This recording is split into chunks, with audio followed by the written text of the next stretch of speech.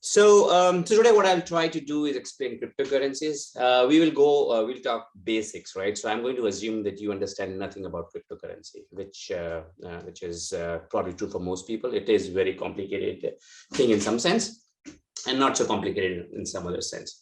So we will go and talk about cryptocurrencies, what they are, different type of blockchains, and NFTs and smart contracts and so on. The words and the phrases that you have heard but don't know what they mean, right? And so the question that I've been asked is, why should you worry about cryptocurrency, right? And I think the reason you should is because it's a fast-growing market, right? Before the crash, it was almost as big as the economy of Germany at $4 trillion. And I mean, now it has fallen down, but still it's 2 trillion. So which is almost as bigger than, Russia, and as close to India, UK, and France in terms of GDP. So it's a big market. There's a lot of money that's been pouring in. It's been adopted by banks now. Almost all major banks have a crypto desk. Venture capitalism, hedge funds are pouring in money. Sports, if you have heard of NBA Top Shots a year ago, it was an NFT that was sponsored by NBA, right? And it's going to replace, it already has started replacing traditional industry, and the trend will continue.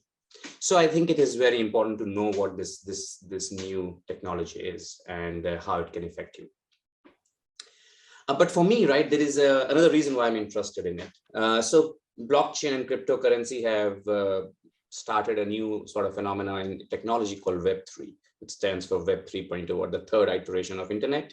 The first was, when we all know, in '99. The second came with Facebook and Google. That was called Web 2, and now it's Web 3.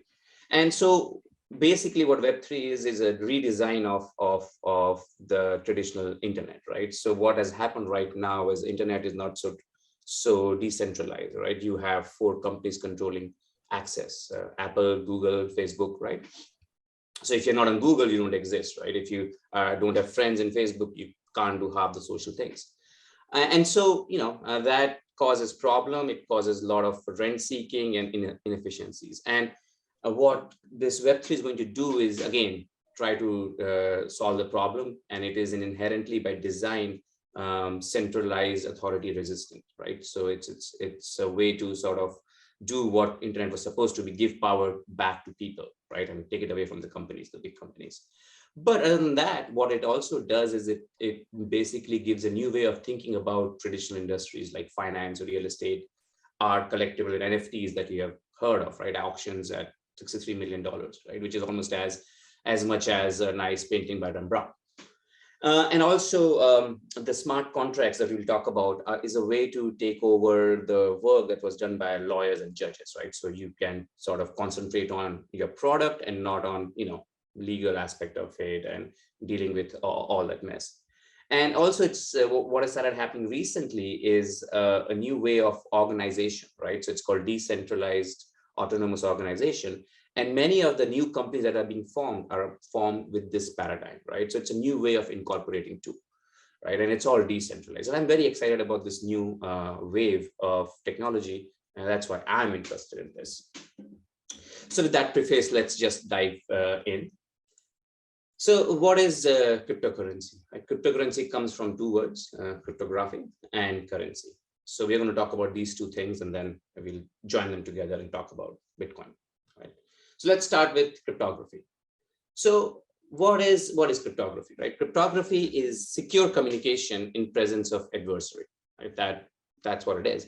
And it was it's a necessity. It has been since times immemorial. Back in the days when you would be wars, you would want to send messages across to from one general to the other. And how do you do it? I mean, your message could be intercepted by enemies. And so people thought about way of doing it. This, what you see on your screen, is a cytale. This was 7th century BC in Greece.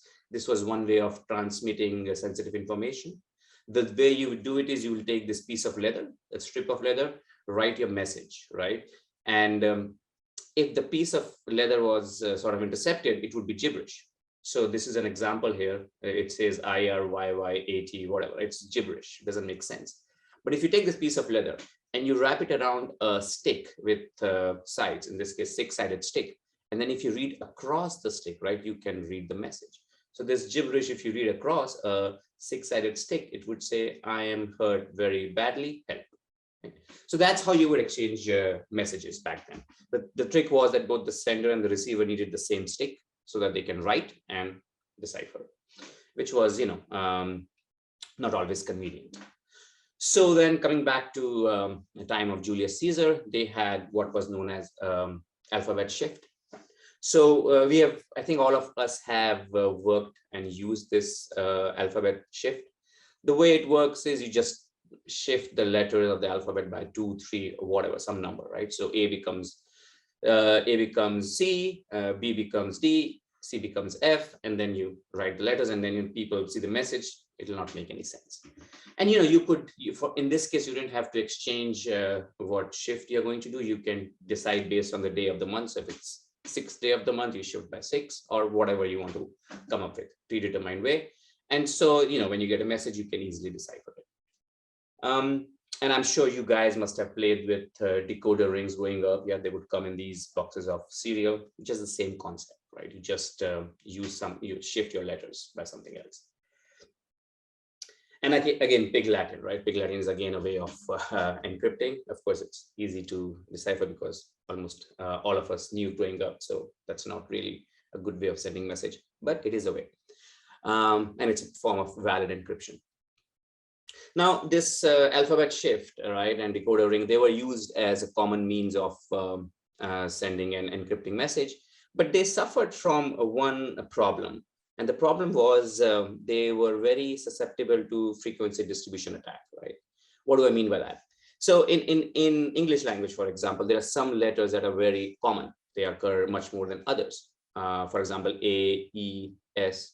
And that's why when you're playing Wordle, the first choice for most people is Stair or Taser, because that has the most common letters. And so if you are shifting it, and let's say you make A into Q and Z into E into Z, then when you're sending message, you would see a very high occurrence of Q and Z, and you would know that, hey, Q must be E and Z must be S, or vice versa, and then you can decipher it, right? So in a computer, that takes about a second to decrypt a message that has been done by this alphabet shift. And so these were not very sophisticated way of encryption. And so, there was a incremental better ways that came along, but nothing really substantial until beginning of last century. In early 1900s, so a machine called Enigma Machine was invented, and it was beautiful. It was secure. It was said to be uncrackable, and technically it was. And the way it was designed, it was simple to encode and write a message, simple to decode, and it would just work very well. And the way it worked is it had few rotors. So in this machine, 3 rotors, and each rotor had 26 settings, one for each alphabet. And then there was a switchboard here, which had again 20 to 26 settings, one for each alphabet. And so, with these settings, you had about 150 million combinations, which is more than, I think, a chance to win Powerball. And some of the machines had more rotors and settings. So the way to sort of that would bring the combination up to, I think, 150 million combinations. So that's like 1.5 followed by like 9, 10 zeros, or 18 zeros in the second case. So that's like a lot of combinations. So you set up a combination, right? Like set up the first ring to whatever setting, second, third, and the switchboard, and then you start typing your message. And as you type your message, corresponding encrypted letters would light up on this keyboard, right, on the white, right? So if type A, Q would light up, type P, R would light up, and so on and so forth. But the beauty was that if you type the same letter 100 times, you will get different letters. So if I want to type, for example, A, P, P, L, E, there are 2 P's. So when I type the first P, I'll get, let's say, R. But when I type the second key, I won't get R, I'll get like S or Q or something else. So this was a way to sort of, this was not susceptible to the frequency attack that we had talked about earlier. So it was a very secure way of communication. And it was secure till it was cracked. It was cracked by Polish and British scientists in 1930s and 40s. And this is why, one of the reasons why the war was won. In fact, there are a lot of movies on it. I think Imitation Game was the last one that came out. and you should watch it. It's pretty neat what they did. And the reason they were able to break this was not because of the fault of the machine, although it had some issues, but mostly because it used what is known as symmetric encryption, which meant that the encryption, the settings of the wheels and the switchboard, right, had to be same for both the sender and the receiver. And it was a wartime Europe, so sometimes the sender or the receiver would be captured, and so the Germans had to change the settings. And when they changed the settings, they would have to send the new settings to everyone. And when they were doing that is when they were intercepted by the Allies, and it was cracked. So that was the problem with symmetric. The problem with this machine was not the machine, but the encryption method used, the symmetric encryption. So if you want to think about symmetric encryption, a simple example would be to think of a way for me to exchange messages with you. So if I want to talk to each one of you, the way it would work is let's say I'll have a logbox, one logbox per person, all right? And I would have, right now there are like 30 people on the call. So if I want to talk to all of you, I'll have 30 logboxes. I will make 30 sets of different keys, and I will give one key to each of you, right? So I have to go give keys to you, 30 different people. And then when we want to exchange message, we will go to that logbox, and and then Caroline will go to her logbox and put a message in, lock it, and I'll go and open it up and read it, right? And so that's how it would be secure. So Caroline will have her key, Alex will have his key, John will have his key, and I will have all 60 keys so that I can talk to all of you.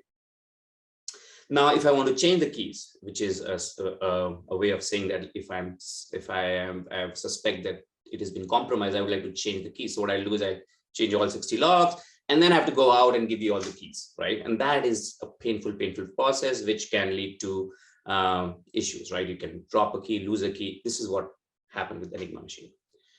So what is the solution, right?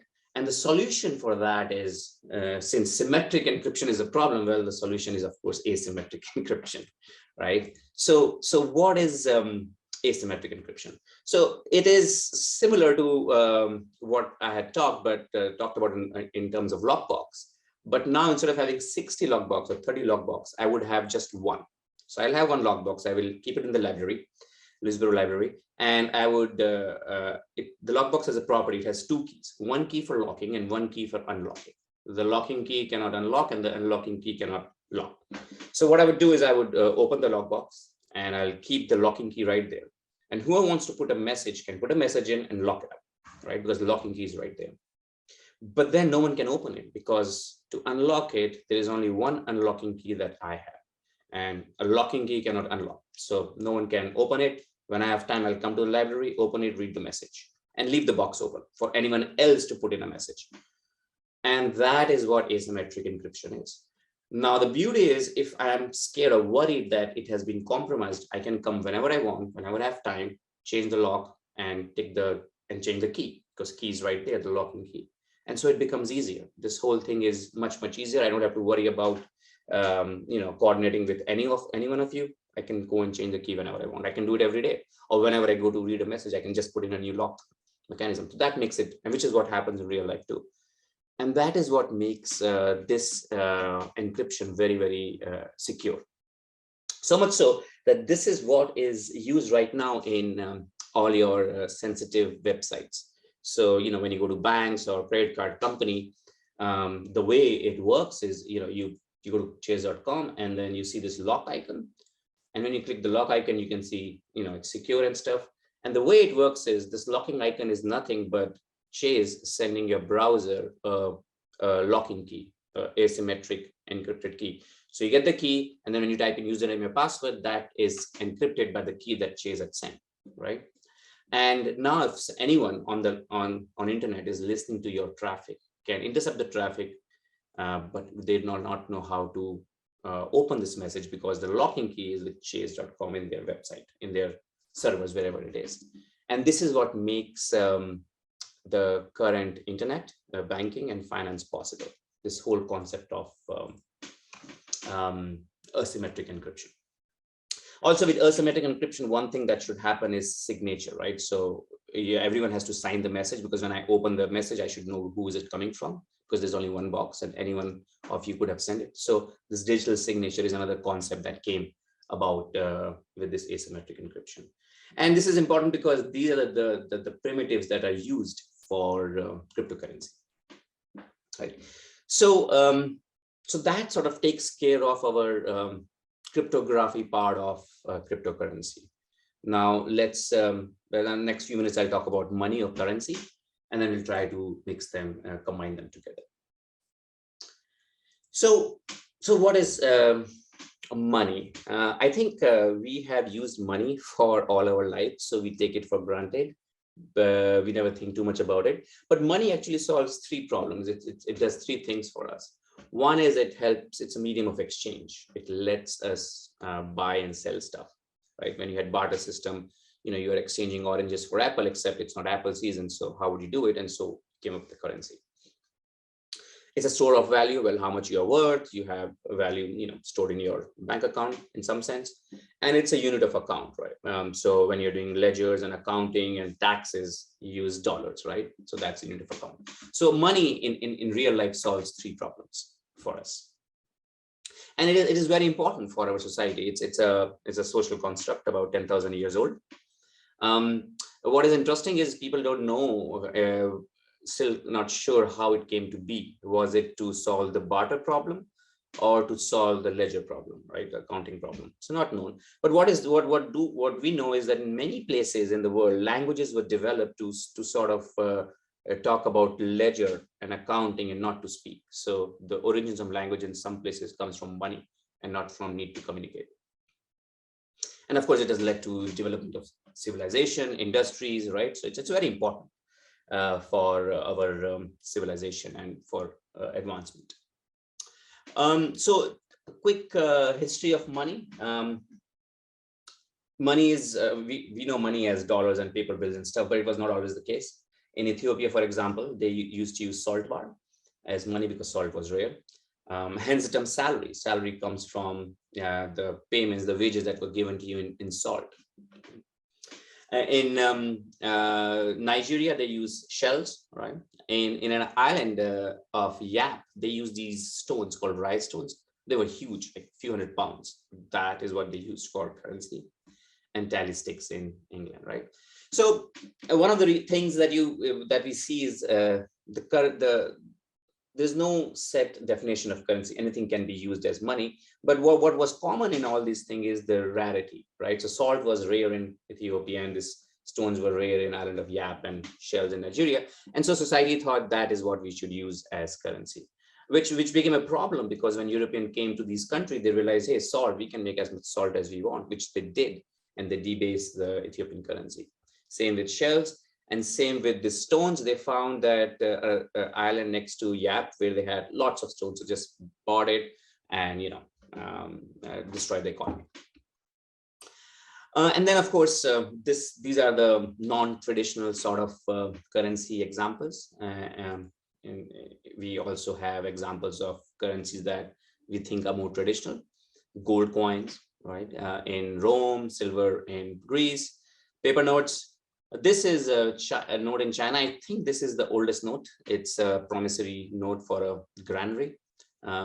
This probably was the first paper note ever or paper currency.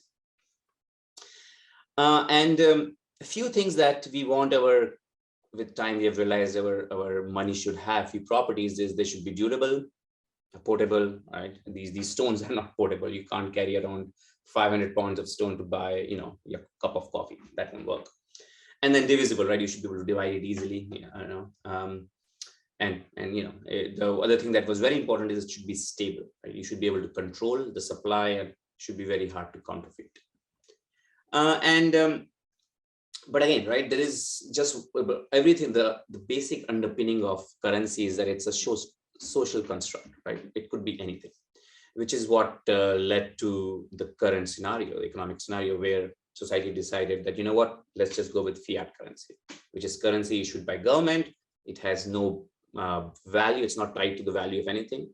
Back in the days, like I think early part of last century, we had our currency tied to gold. Not anymore, not for almost 100 years. It's, you know, and again, it has all the properties. It's durable, portable, right? Divisible, all that good stuff. And it is tied to our tax system and banking system. So this is what is money, and this is what most of us have grown with. But since the advent of internet, right, this also has sort of gone in some sense, because people have moved online. Everything is digital now. For example, we use PayPal, Apple Pay, Google Wallet. Alipay is PayPal, but in China, it has almost about 1 billion people. So everything is moved online. I don't remember when was the last time I was in bank, probably a year ago, because I pay my bills online, and checks when I get, I just deposit online. So there's no reason to go to bank, which is why many bank branches are closing down, because people don't go there anymore.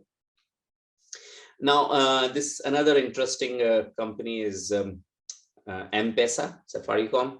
It is in Kenya, right? So back in the days, I think 10, 15 years ago. So Safaricom is a mobile company like T-Mobile or AT&T.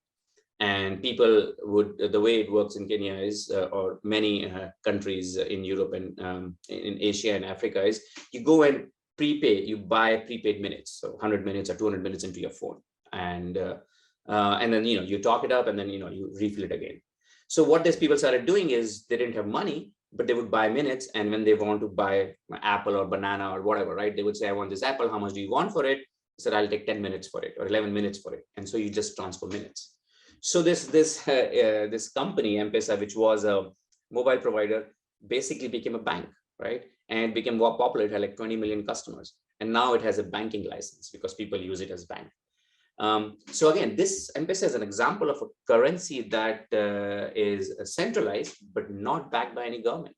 Right? I mean, now it's a bank, so I guess it is implicitly backed by faith and credit of Kenyan government. But before that, it was a currency that was not made by government. So just to let you know that currencies need not be made by government to be successful. This is an example, a recent example of that.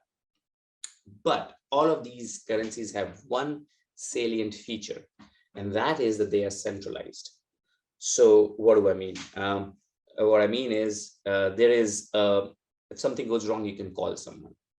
If I am sending money to you through PayPal, for example, it will go to PayPal servers. PayPal servers will see, hey, whether Harmeet has that much money, whether he's sending it to Carol, whether Carol has an account. If it does, it's going to deduct money from my account and put it in her account, right? So it's centralized. Same with M-Pesa, right? It's a company. It makes sure that I have money that I'm spending and I'm sending it to the right person.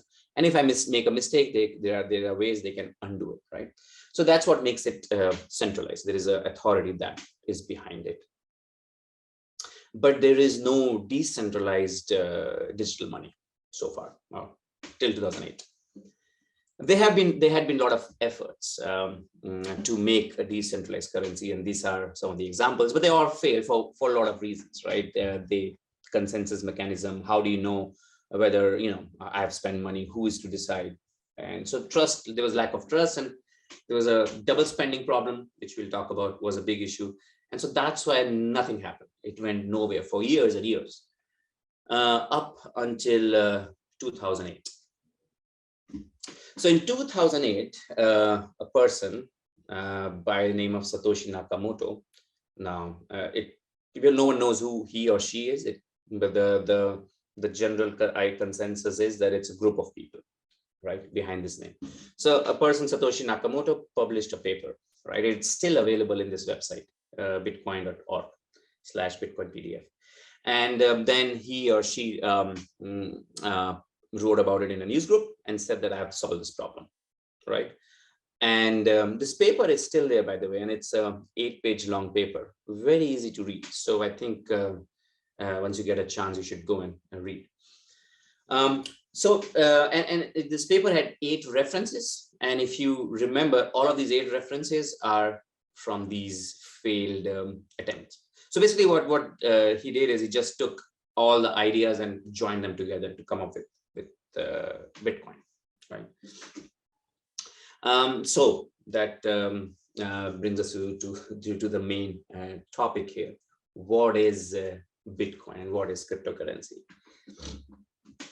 So Bitcoin is, or blockchain for that matter, is nothing but a log of all the transactions, right? So it is nothing but every transaction that has happened, you just add it to this log. And it's an append only log. You cannot delete or edit it. You can just add to it, right? So what cryptocurrency are nothing but all the transactions that have happened, but they are all stored in a cryptographically safe, tamper-resistant way. So this log actually becomes a database that you can go and audit and see because it's tamper-proof.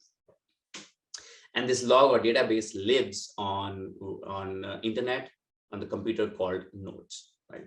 That's what it is in essence. These nodes are computers that run 24/7. Anyone can be a node. You can be a node if you want to, and we'll talk about it later. But so these nodes have these logs, and that's it. That is what makes any blockchain. So I know it sounds very simple, but you might have a lot of questions. So we'll go and talk about each of these in details, right? So what is this log? All right, so the log that I talked about, these nice colored blocks. So if you go and look into details, right, this log is made of these blocks, which are chained together, hence the word blockchain. Each block in case of Bitcoin is about 2 to 4 megabyte MB long. And so each block has some transaction. So a transaction happens, you go and you put it in a block, right? You keep on putting in a block till block becomes of size of like 4 megabytes. And then you move on to the next block. You start writing transaction in a new block. And then when that is done, you go to the next block, right? And so on and so forth. That's how you keep on making blocks. Right now we are at in 2008, when Bitcoin started, it had 0 blocks or 1 block, and now it has about 700,000 blocks. So that's how it is. You keep on adding transactions, and when they reach a certain size, about 1,000 to 2,000 transactions, you make a new block. So that is what blockchain is all about. Now, how are they linked together, right? So they are linked together by what is known as a hash. All right. And so what is a hash? Hash is nothing but, if you look at this whole block, right, this block can be compressed into basically a 64 character hash, which if you look, it looks something like this highlighted blue set of strings and numbers. So this block can be compressed into this 64 character long string. Now, what is interesting about this set of string is the first string that is colored in teal is my name. So my name, Harmeet, has whatever 8 characters, but when you pass it through this hashing mechanism, you get a 64 length long string. The second string, which is not highlighted, is actually all the works of William Shakespeare. If you compress it, you get that number. The point is, when you look at this hash string, you cannot tell what is the data behind it. Is it my name or is the work of Shakespeare? You can put a whole Library of Congress in here and you'll get a 64 long character, right?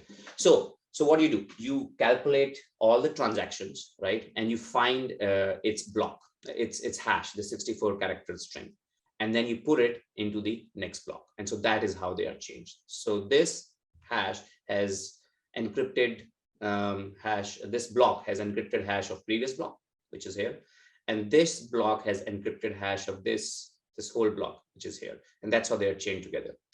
In some sense, if you think about it, this hash number 2 has all the information that is here, and it has all the information of this hash 1, which is nothing but all the information of this hash, right? So basically, every block has all the information of the blockchain in it, in some sense. So they are chained together, and that is why the name blockchain, right? Now, how do you calculate this hash, this 64 byte character, right? And that is the essence of mining.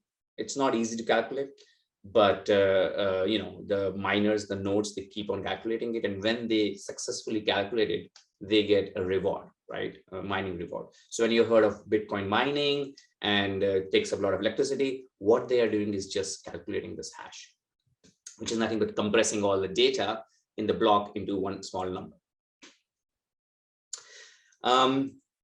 Okay, so I know it's a little bit too much, but we can talk about it in Q&A if you have any questions. So that is how the blockchain is made, right? Now, so that makes sense, but how do they live in, how do they communicate with each other? How do they live on the internet? And that brings me to the node part of it, right? So if you look here, we talked about this blockchain, which is nothing but a database. But what about the node part, right? So node is nothing but computers that are joined together via Bitcoin protocol on internet.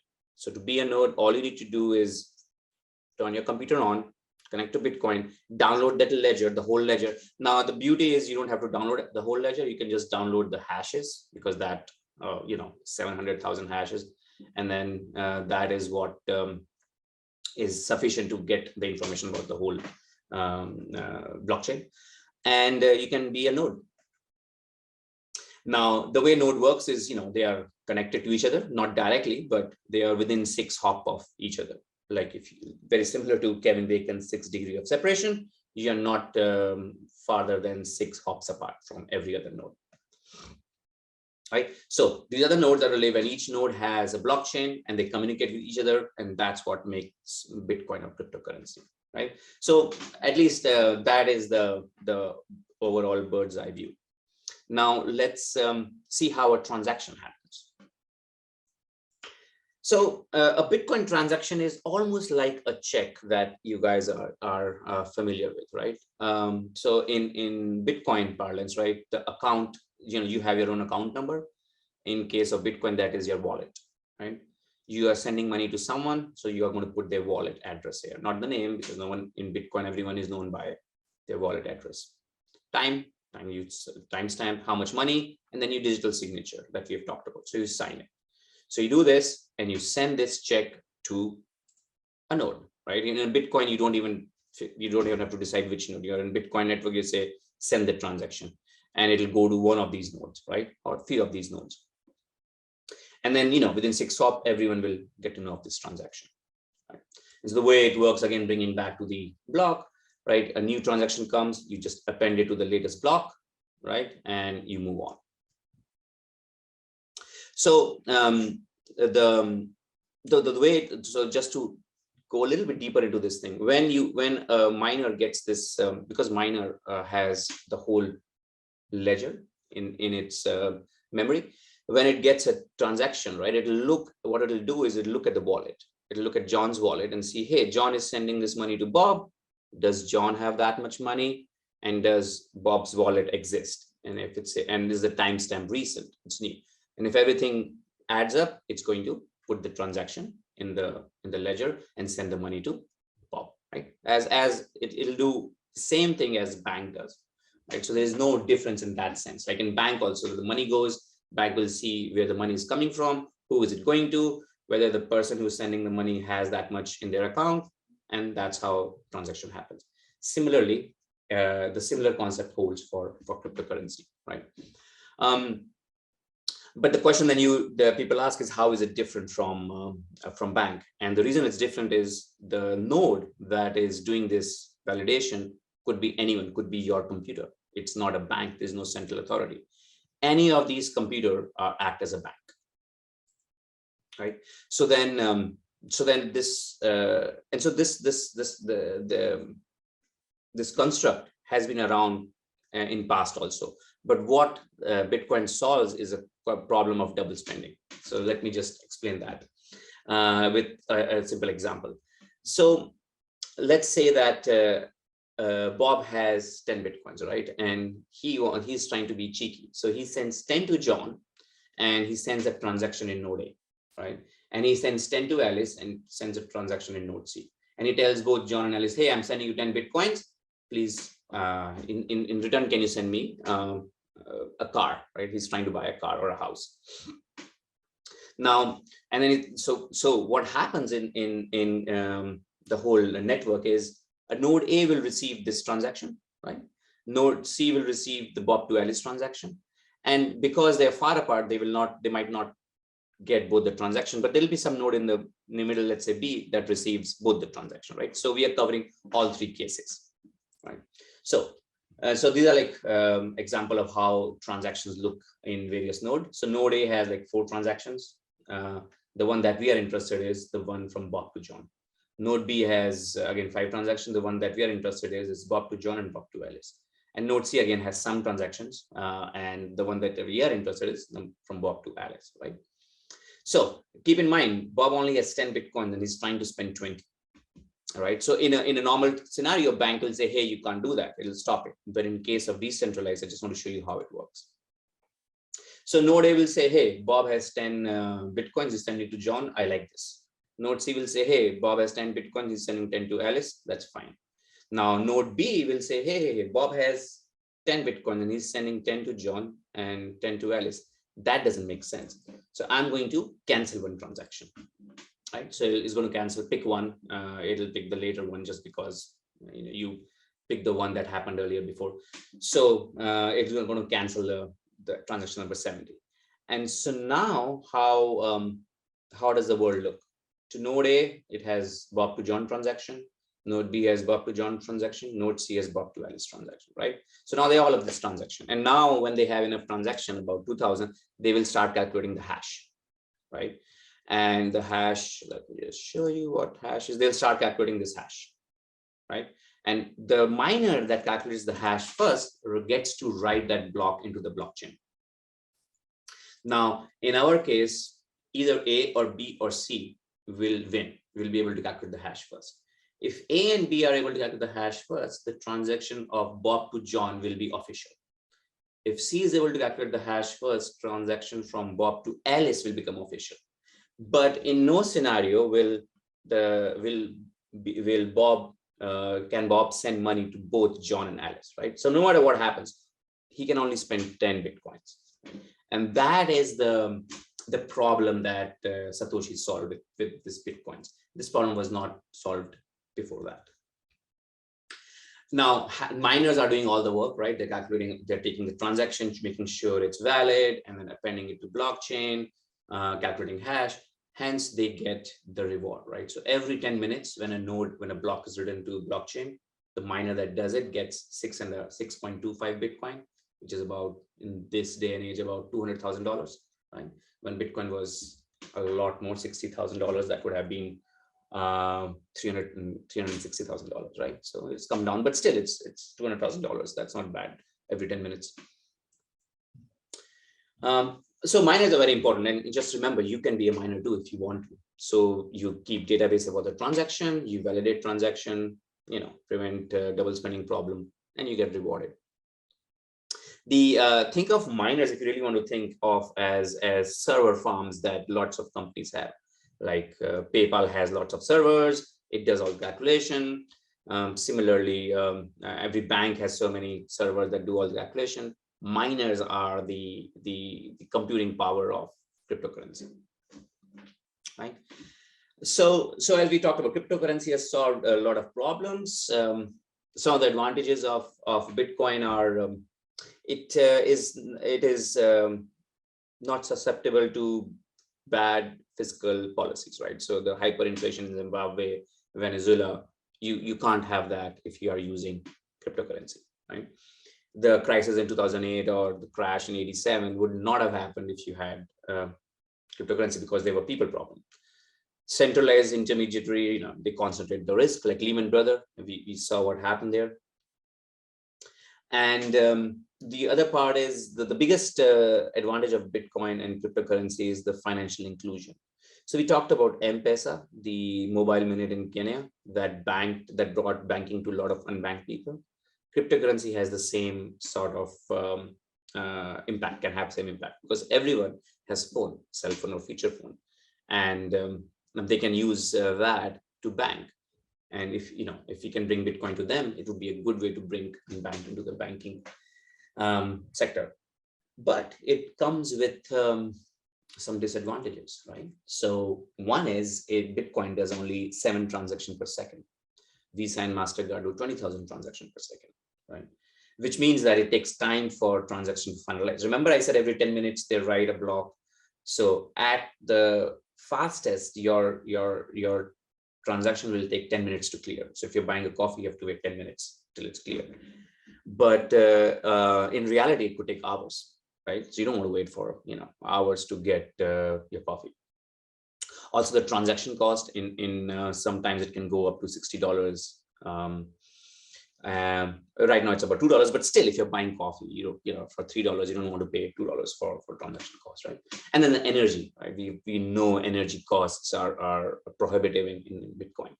So that's very, very environmentally unfriendly. And then there is no public or legal framework around it. People are, you've heard about lots of scams and stuff. And again, this is still Wild West. But most of these problems are actually solved. So we just talked about Bitcoins, right? But there are other coins out there that have solved this problem. For example, Solana can do 50,000 transactions per second, and it takes less than half a second to finalize a transaction. So it's faster than MasterCard and Visa. And the best part is it does not do mining, right? So it uses some other concept called proof of stake. So it's carbon neutral, actually, it's green. Ethereum still uses proof of work, which is mining, and it is moving to greener way of doing crypto, which is called proof of stake, hopefully by end of this year. Avalanche. So these are the names you might have heard. Again, has high transaction per second, and it does no mining. Now, all these altcoins, right? They support what is known as a smart contract, and that, I think, is what led to the Web3 revolution. Right? So, so let me just talk about smart contract, and then we'll open up for questions later. So what is smart contract? What Ethereum did that is better than Bitcoin? So Ethereum used Bitcoin, so framework, everything was same, proof of work, all the stuff that we talked about, but it added one extra feature, right? So everything is same, right? It's Bob's wallet, John's wallet, signature, timestamp, except money is Ethereum instead of Bitcoin. And what it did is it added this, in a check you have for field, which many times we don't fill, but you could if you want to. Ethereum added a smart contract into the field. So I'm sending money to you, but only for certain services, which is written in smart contract, right? And so what are the examples of what you can put in here? So one thing is I'm going to give you 10 Ethereum. In return, you give me 11 back in a year's time. That's an example of loaning, but that you can write in smart contract. Or we can have a triparty arrangement. I'm going to pay 10 today, Alice will pay 11 tomorrow, and you can pay me 12 next month, right? So that can be all facilitated by a smart contract. The other things is our paintings, right? Paintings or NFTs, right? So you're selling me or music listening services like Spotify. So you can have a smart contract which says, hey, I'm going to, and I can talk straight to, let's say, Lady Gaga. I can say, look, come on my platform. Every time someone listens to music, you're going to get 0.01 Bitcoin or 0.001 Bitcoin. And I don't need lawyer in the middle. I don't need music label in the middle. Whoever the artist is, there's an artist and there is a listener, and that's it. Money gets transferred automatically. Because it's written in the program itself, there is no way you can not pay or renege, right? So you've listened to music, the money goes, right? And so think about all the industry that you are just taking away, right? Away from this picture. There are a company, a few $billion company, all they do is listen to songs being played on radio and collect the fees and pass it on to songwriters. That's their job. Like we don't. So if you have a music streaming example of smart contract, you don't need that company, and everything becomes much more efficient, right?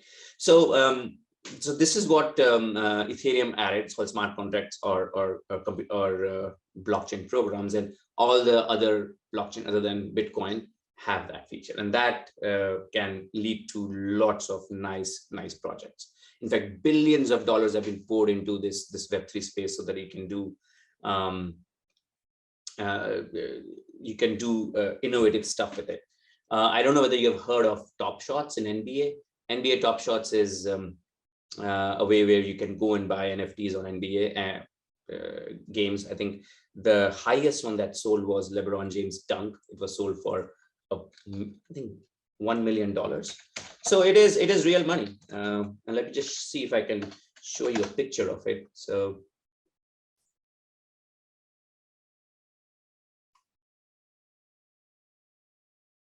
right. So these are like, you buy a pack, it is an NFT, you look into it, and this is what you get inside. Memorable moments in NBA. So just so that you have a better understanding of what NFT is. NFT is, again, a smart contract.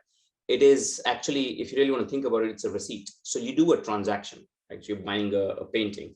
You want people to know, hey, I am the original owner of the painting. So NFT is a way of sort of giving you a receipt. Hey, you are the rightful owner of this painting, right? Now, in a smart contract, you can encode anything. So in this case, we have encoded a painting in the smart contract, but you can encode music. You can write ownership of a house, a title, for example. Right now, when you're buying a house, you need to do title search. Well, if it is on blockchain, you don't have to. You can just look it up. Anyone can look it up and save whatever, $2,000 or whatever you pay for titling fees. Yeah, so the other way to think about NFT versus a normal token, right, a fungible token, is think of as receipts that are fungible and receipts that are not fungible. So, for example, if you go and deposit your stuff in your deposit box, right, and you get a receipt saying, hey, your stuff is in deposit box, but that's a non-fungible receipt, right? I mean, you cannot take someone else's receipt and go there because you want access to your own deposit box, not someone else's. So it's not fungible, right? It is yours and it's only for that particular thing. But let's say you have a receipt for storing a ounce of gold in a bank. Now, when you go to get it, you don't care what ounce of gold you get, right? As long as it's a silver, it's by United States Treasury, I will take any ounce of gold. That is a fungible receipt or a fungible token. So that is a difference between NFT, which is a non-fungible token or non-fungible receipt, versus a fungible receipt. Right? So yeah, it's a fancy way of saying, hey, NFT is nothing but a receipt for that tells you that you are the owner of this particular digital property or asset. Some of the examples of projects that are building up steam in this space is, when we talked about music, right? So there is a program called Audius, which does what Spotify does, but in Web3 space. So you don't, as I said, you don't need record labels, you don't need middleman. It's straight from consumer to artist. Right? Uniswap is a big exchange, actually. Uniswap is, you probably have not heard of it, but it's bigger than NASDAQ, right? It makes about $5 million a day. People use it to trade different currencies, different coins. Axie Infinity is a game. It's like World of Warcraft. It's an online game, and it generates, I mean, I don't know right now, but a few months ago, it made $400 million, like real cash. So much so that people in Philippines are leaving their day job and using this. There was an article on Forbes or Fortune, which talked about how this game has the biggest impact on lifting people out of poverty in Philippines than any other government program. And again, NFTs, you must have heard of Bored Ape and CryptoPunk, which are nothing but digital art that people collect. And some of them have sold for millions of dollars. And then Decentralized is something like Ready Player One, where it's like Facebook, but you are decentralized, like virtual world, right? What metaverse is what Facebook is talking about. There are already projects that are there and worth billions of dollars. So this is what makes this thing very interesting for me, and I hope you would also have sort of been impressed by this thing and get more involved in, or at least get more interested in cryptocurrencies. With that, I will open this for questions. We have about 10 minutes.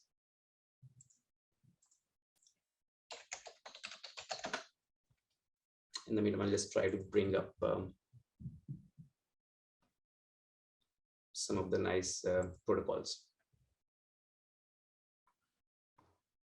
Yeah, right.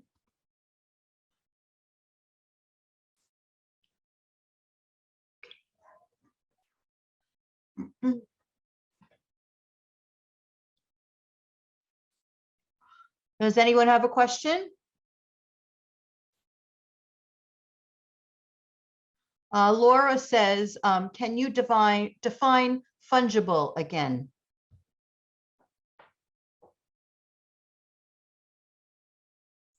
Sure. So fungible is like a $10 bill is fungible, right? So it doesn't matter which $10 bill I have. I can use, let's say you owe me $10, right? When I come and say, hey, give me my $10, you can give me any $10 bill. It doesn't have to be a specific one. that makes $10 bill fungible. But let's say I have given you my phone or my phone or my watch. If I come and collect it, you will have to give me the same thing, right? So the token or the receipt that I have that represents that you are in possession of $10 from me is a fungible receipt, a fungible token. That receipt is a fungible token, and a receipt that I have that tells that says that you have to give me my watch back, that is a non-fungible token, because you have that receipt is only valid for that particular watch that Harmeet owes or Harmeet had, his father gave him, right? So that makes it non-fungible, right? So when you look at things that are non-fungible, you have to use this NFT framework for it. When you use things that are fungible, you can use other sorts of framework for it. So NFT framework was made to sort of address the problem of a unique piece of property. For example, you're watching a game and you get assigned a specific seat. Now that is non-fungible because that's a seat number 5A for Knicks versus Rockets game on July 6th, right? That makes it non-fungible. You can't exchange it for anything else. How do we decide how we ask questions? Can you hear me? Yes, I can. Oh, okay. So I'm trying to understand is that evidently cryptocurrency is taking over the currency that we have now, and then by use of maybe Bitcoin. So if I have $100,000 in present time in my bank, and the bank sends the $100,000 over to the other bank, it's 100,000 here and 100,000 there. But you had mentioned that Bitcoin itself changes in value. If that changes in value, the 100,000 in my bank and the 100,000 in the other bank are equal.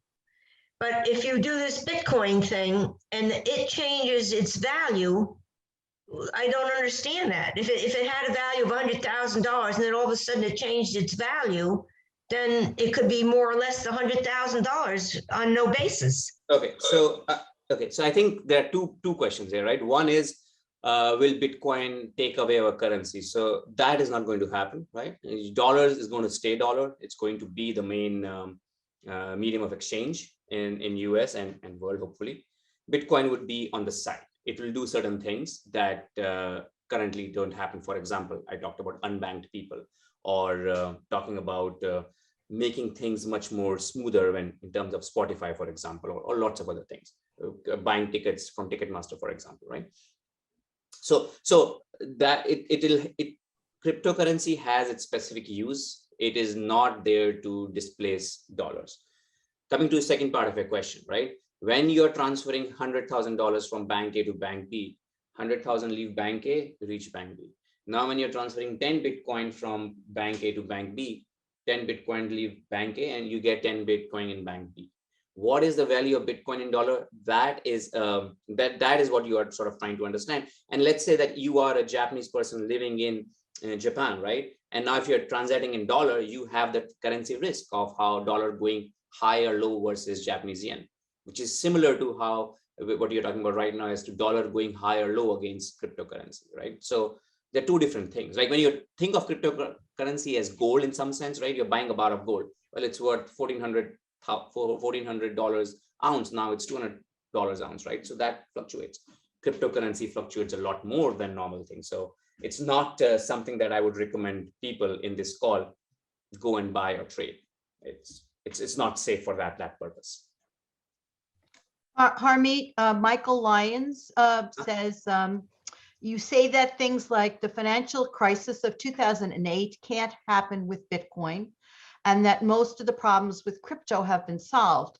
But according to Web3 is going to be great.com, crypto Web3 is responsible for just under 10 billion in total losses, among other things, fraud, scams, hacks. Mm-hmm. Similarly, on June 3rd, the FTC found that more than 1 billion has been lost since 2001 on scams alone.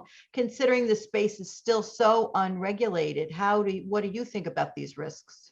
Yes, so these are big risks, right? I mean, that's why I said just 2 minutes ago, no one on this, I would recommend no one on the call, in this call, go and buy Bitcoin, right? I mean, the Bitcoin is volatile.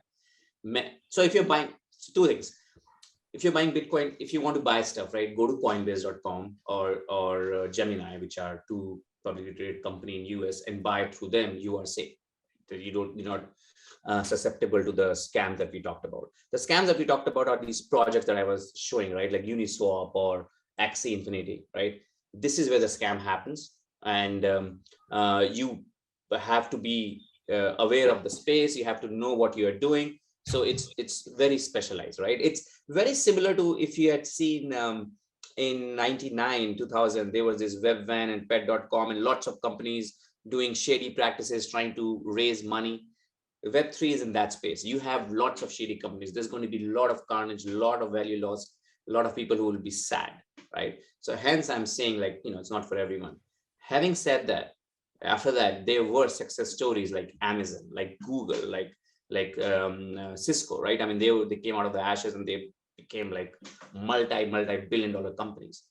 Web3 is in that stage. There are going to be crises. There are going to be scams, and it needs more regulation. It doesn't have regulation. It needs more regulation so that normal people, are not affected or not lose their shirt on this. Is Bitcoin like a stock? No.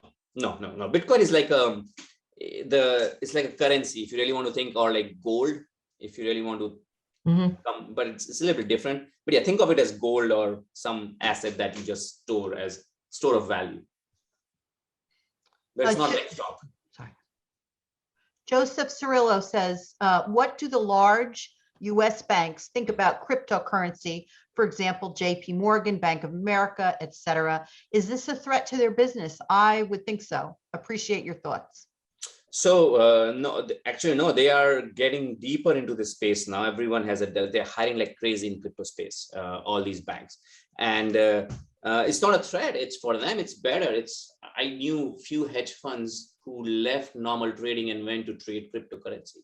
Because if you're trading cryptocurrency, right, it's, as I said, it's Wild West. There are a lot of arbitrage opportunities, a lot of money to be made there, right? It's still, as I said, in nascent stages. So you can make a lot of money. The spreads are wider. Like if you're buying Apple stock, spread is only 1 cent wide. Here, it sometimes can be $2 wide. So no, your banks are going ahead and like as fast as they can. And they love it. I mean, they're sad because they missed out. There are bigger players who are in the space. So that's why they're sad, but no, they want him.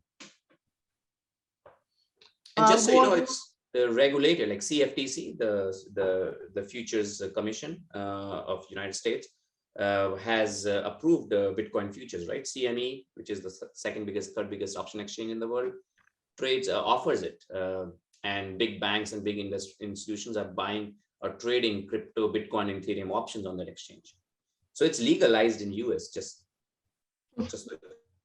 yeah, Laura is asking if you could post or type the 2 legitimate websites you mentioned to buy crypto. You mentioned Gemini. Yes. Okay, let me just show you.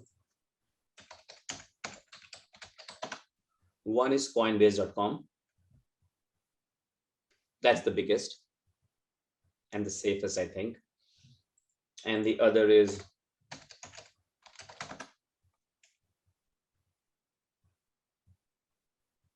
Gemini.com. Gemini.com is by Winklevoss brother. If you remember Facebook movie, the twins, they started this company. And Coinbase is the biggest crypto exchange in US, I think 4th or 5th biggest in the world. Just so you know, most of the cryptocurrency trading, because of regulatory framework, is not yet defined in US. It happens outside US. So like 90% of derivatives and about 70-60% of spot trading is outside US. So it's not like money.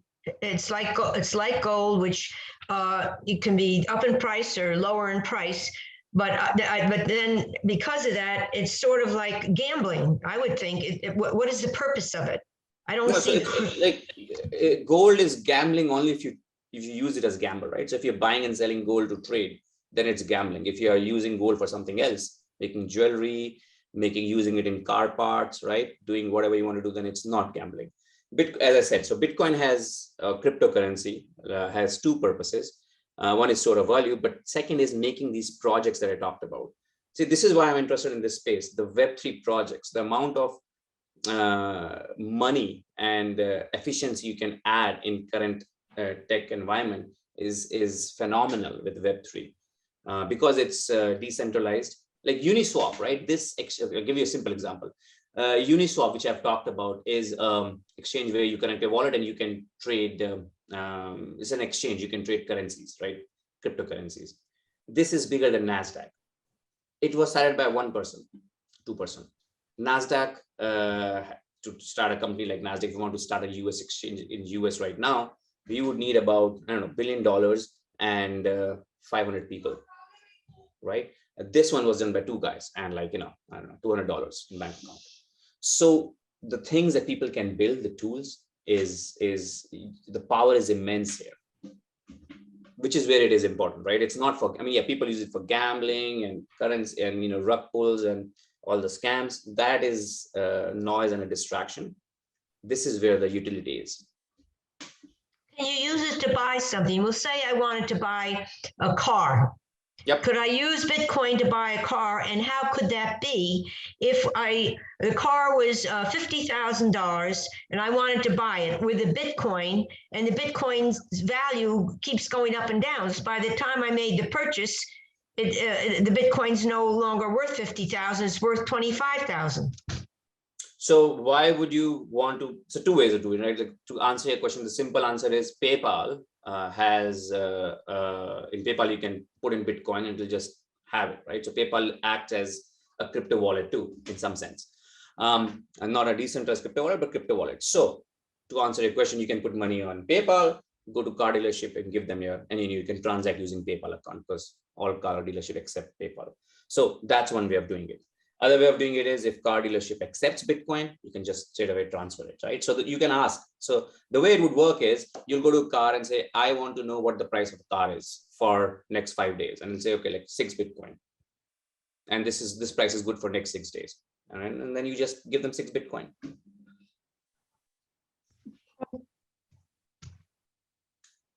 So it's a form of currency. All right.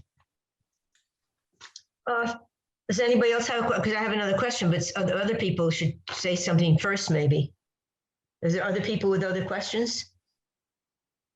Like Luna, how about Luna and Terra USD?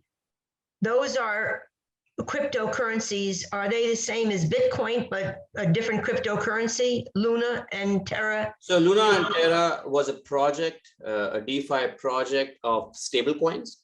Right. So what, to answer your question, like the car, and so you want to buy a car, and the car is $80,000, right? So you have to pay in Bitcoin. You can't pay in dollars because dollar is not in blockchain right now, right? So how do you bring dollars or euro or all those currencies into the blockchain? Terra, Luna try to solve the problem, right? There are various other stablecoin projects, but what US government is doing is it's trying to launch its own central bank digital currency, right? So launch a dollar that is backed by US government, right? So that is going to come.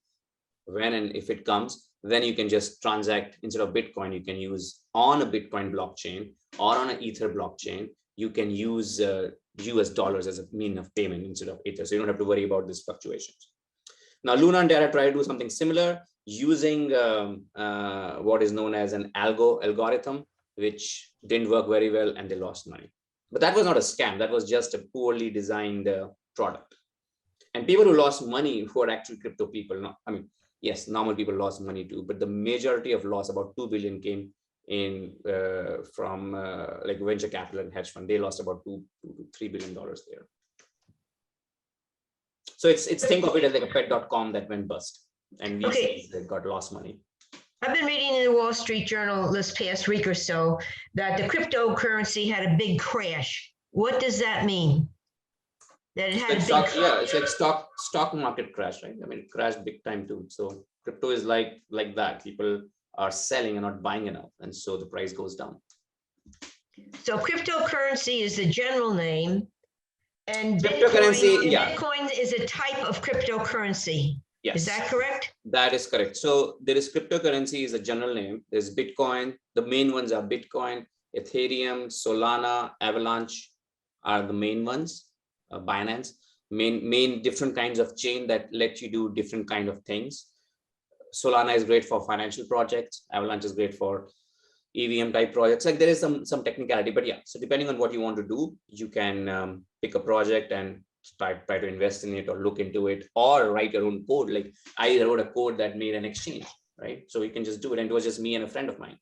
If I had to do it in real life, it would take, I don't know, $20 million and like a team of 10 people to do it. So it makes life much, much simpler. So it's a matter of I can build my wealth by $1 million or $500,000 or $1 million in dollars, or I can build my wealth by owning Bitcoin. Is that correct? I wouldn't do that. I think you should stick to dollars. Don't go. Oh, yeah, I would, but I'm just saying that could be done. I mean, in other words, you own the Bitcoin. How do you own Bitcoin? You have to buy it, right? Yeah. Yeah. Okay, so you buy the Bitcoin, and so I have, 1,000 pieces of Bitcoin. Okay. And that goes up and down in value the way a stock goes up and down in value, or the way a gold goes up and down in value. Yeah. So for me to own that, if I have like $500,000 in the bank and I say, all right, well, I'll buy $500,000 of this Bitcoin. Certainly the $500,000 in the bank, FDIC insured, is in some respects more valuable unless enough people bid up the price of the Bitcoin as you would with gold. And that's a chance you're taking. It's like gambling, right? Just like the stock market could be gambling to a certain extent. Yes. So if you want to gamble on Bitcoin, sure, that's gambling. Depends on what you're doing with it, right? I mean, if you take $500,000 and put everything on Google stocks, I mean, that's gambling in some sense. Right. Yeah. You can call gambling, or you could be smart about it, and it could be investing, depending on how you want to do it. Excuse me. Catherine Schumann is asking, she wants to be sure whether, hang on a second, I got to move this here a little bit. Right. In US, deposits in banks are FDI insured. What about cryptocurrencies? That's not insured. It's all your risk. So two problems with cryptocurrency, right? One is the value can go up and down, right? So like Luna Terra, the value was $1, now it's $0. So you lost money, there is no insurance, you are done, right? So that is the inherent price problem that you have, right? Which even the bank insurance will not protect you. So FDIC insures you for whatever, $250,000. So your $250,000 remain, right? But if the value of US dollar goes to, like right now it's 100 whatever yen to $1, if it becomes 1 to 1, you have lost like 199% of the value. So FDIC will not prevent you from debasing of dollar, or the value of dollar, right? So in that sense, yes, there are two problems with crypto. Price falling. The second is fraud, right? So an FDIC prevents you from fraud. That's a great thing. Or banks, they come and they step in fraud and they make you whole. Crypto, there is no protection, right? Now there's big firms like Coinbase and Gemini, they will protect you because they store stuff in centralized wallet. But if you lose it, you lose it. There's no way to get it back. Laura would like to know, is there a commission or fee to buy? Do they apply interest or a fee to borrow? Yes, there is a fee to, so every transaction, right, has a fees. If you're doing it through Coinbase charges more. If you do it through certain exchanges like Uniswap, they charge you less, but there's always a fees, right? Like that's the money you pay to the miners, which we talked about. In case of Solana blockchain, it's 0.00025 cents, the fees. In case of Ethereum, it could be as much as $10,000 for a transaction. Right? $10,000 to buy. I bought an NFT for $1 and I paid 90 for the transaction. So just saying, depending on what you're doing, depending on the use cases, commission and fees could vary from almost nothing to a lot of money. Thao would like to know what happens when all coins are mined. So in Bitcoin, because that's, I guess, we're talking about what happens, nothing happens. So now what the miners, so the only question is how right now the miner gets rewarded when he mines a coin, which is calculating the hash. When all are mined, how do miners get money? And the way that will change is you'll have to pay more transaction fees. So miner will get money in terms of transaction fees and not in terms of block rewards. That's all that's going to happen. Does anybody else have I'd like to ask a question, but I don't want to take it up if somebody else does. Can I ask another question? Yes, yes. Okay, so I watched Consuelo Mac Wealth Track, and they had a fellow on there that's built up this Bitcoin and so forth. And he mentioned purchasing GBTC Grayscale Bitcoin Trust. Are you familiar with that? I've heard of it. I'm aware of it. You are aware of it? Okay, so I bought some of that. GBTC Grayscale Bitcoin Trust. Well, what is it? It's Grayscale is a company. So up until last month, you could not buy Bitcoin in your 401k account, for example, right? GBTC is a company that solved the problem. It would buy Bitcoin, it's a depository trust, and then you could own a part of it in your 401k. So it's basically a way to own Bitcoin in 401k. Now you can just buy it straight. Fidelity lets you buy up to 20%. So you can just buy straight. You don't need GBTC or whatever, Grayscale. But basically it's nothing but you buying Bitcoin in a different form. It's interesting. So it's a digital coin. So you have a cryptocurrency. One of them is Bitcoin. Ethereum, E-T-H-E-R-U-M. Is that also like Bitcoin, but another? Yeah. Yes, Oh, Ether. Ether is where you can do smart contracts. So all the NFTs are being done on Ether. Bitcoin, there's no Web3, or there's very little Web3 that's happening on Bitcoin. Bitcoin is there just as gold. Not much stuff is happening. People just keep it, buy it, and keep it. All the technology that I talked about, Web3 like Uniswap and Audius and Axie, they're happening on Ether or Solana. Mm-hmm.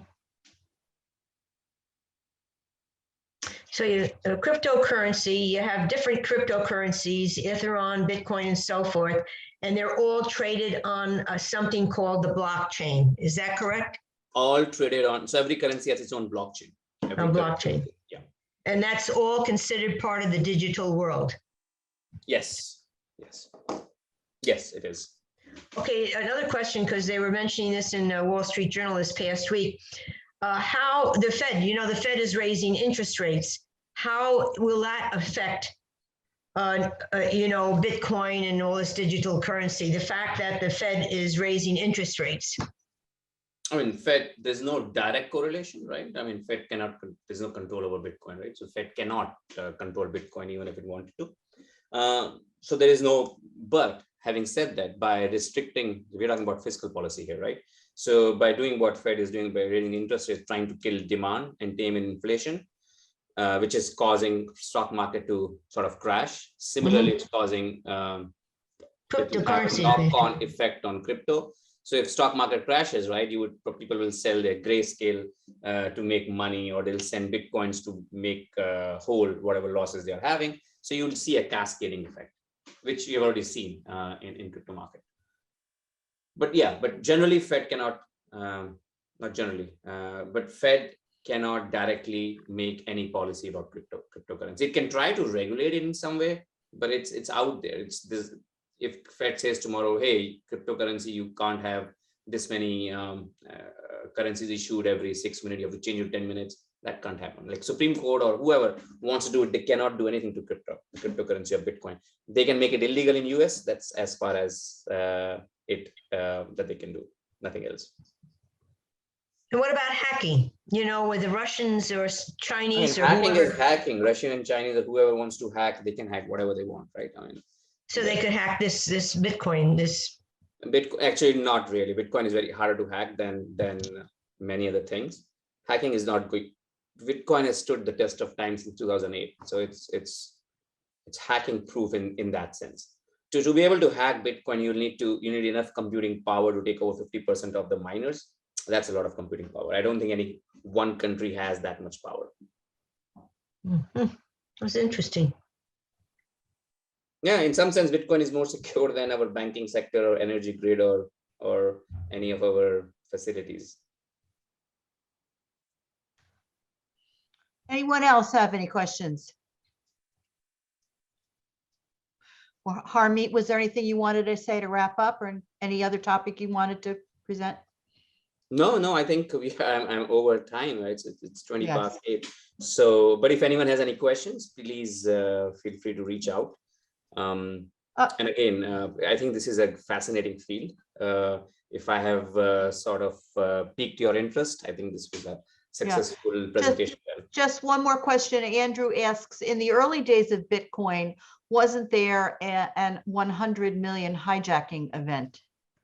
So I think the two things, there are two different kinds of hacks. I think people are confused. One hack is you're hacking the protocol itself, right? And so that doesn't happen. That doesn't happen as much. I mean, there was a time back in the days you would have found, like in Ethereum, there was a double spend attack, that a bug that was found. So generally what happens is, in this blockchain, if there's a bug, that could be exploited and people take money out of it. But that's about it, right? And that's generally closed very soon. The other attack that happens is you go and you take people's wallet, or in some case, let's say Coinbase, right? Coinbase has so many people's money in it, and it has its own wallet. If you can go and hack that, and then you can get a lot of money, right?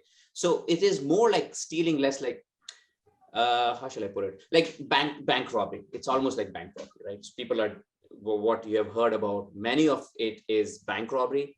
Some of it is scam, like Madoff, right? So cryptocurrency, right? Luna, Terra is just pet.com, right? It's a company that gone bad stuff happened. No one's fault technically, so you lost money. But then there are scams like Madoff, right? How he exploited people and he scammed billions of dollars. There are that scams too, right? And then there is pure bank robbery that happens. So that happens a lot of time. There was recently with Solana, someone took away $200 million.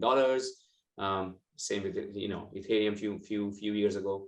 So three kinds of attacks, which is not good, but it is what we see in real life too. So they are just manifestation of real life criminals in cyber world. Okay, thank you very much, Harmeet. That's been very interesting. I think we all learned something.